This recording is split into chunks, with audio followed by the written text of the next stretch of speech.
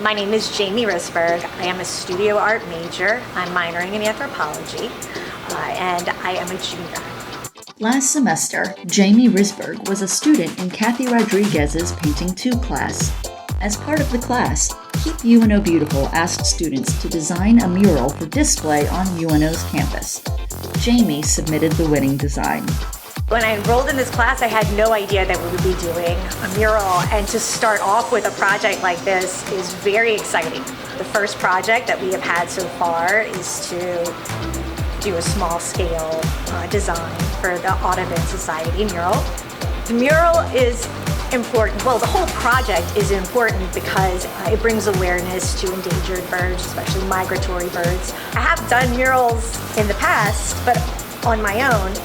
I have never gotten a chance to be a part of a group project for a mural. So this is really exciting to not only be involved, but now that this design of mine has been chosen, I get to maybe help oversee some of what is happening as well, which is it's going to be very exciting for me because that brings a whole new element to being a part of a project like this. It's something that is going to draw people's attention. Whenever you can get people's attention on that scale, then you have an opportunity there to impact and create some positive change.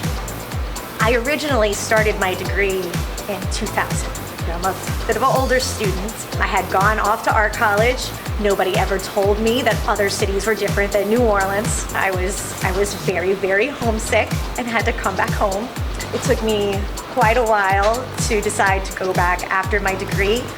That decision came with the shutdown, with the pandemic. I'm really motivated by the idea of having a job in my field, doing something that I love around the arts that will also give me, 401k and benefits. Right now I own a business, an LLC of my own called Scene and Studio LLC. I work as a live painter, so I paint at concerts and weddings.